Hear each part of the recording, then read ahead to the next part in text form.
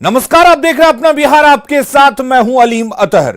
JDU से इस्तीफा देने के बाद आरसीपी सिंह ने जेडीयू और नीतीश कुमार पर खूब निशाना साधा था। जेडीयू की तरफ से पार्टी के राष्ट्रीय अध्यक्ष ललन सिंह ने आरसीपी सिंह के एक वार पर पलटवार किया, लेकिन ललन सिंह ने आरसीपी पर निशाना साधते हुए कुछ ऐसा भी कह डाला जिससे यह सवाल उठने लगा है कि क्या आरसीपी के बहाने जेडीयू का बीजेपी पर निशाना है।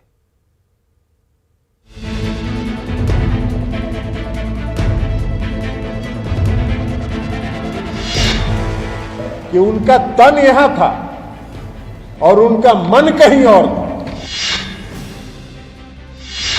शनिवार को आरसीपी सिंह के इस्तीफे के साथ ही जेडीयू में 12 साल पुराना आरसीपी का चैप्टर क्लोज हो गया, लेकिन आरसीपी सिंह के तेवर और उसके बाद जेडीयू का पलटवार बताने के लिए काफी है कि ये लड़ाई और आगे बढ़ेगी।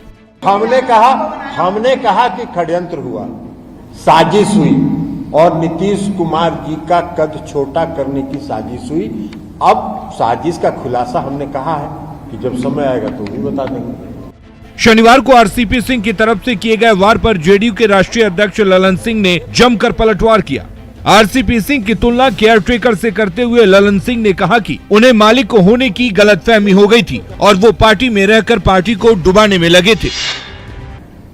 नीतीश कुमार जी के खिलाफ षड्यंत्र हुआ, साजिश हुई और उस साजिश का परिणाम है 43 पर पहुंचना।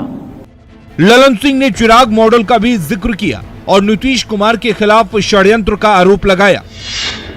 एक मॉडल इस्तेमाल किया गया था 2020 के विधानसभा के चुनाव में, चिराग मॉडल, और दूसरा चिराग मॉडल तैयार किया जा रहा था। लेकिन कभी अगर होगा आगे तब बताएंगे कि षड्यंत्र कहां हुआ और कैसे हुआ।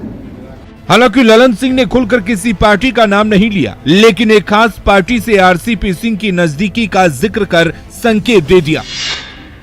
और बाकी तो उनको देर सवेर तो जाना ही था, इस्तीफा तो उन्होंने अभी दिया, देर सवेर तो उनको जाना ही था, इसलिए कि उनका तन यहां था और उनका मन कहीं और था। सवाल है कि क्या जेडीयू आरसीपी के बहाने बीजेपी पर निशाना साध रही है, क्योंकि 2020 के विधानसभा चुनाव में चिराग पासवान ने खुलकर जेडीयू का विरोध किया था और बीजेपी के खिलाफ नरमी दिखाई थी। जेडीयू नेता मानते हैं कि चिराग को बीजेपी नेताओं की शह थी।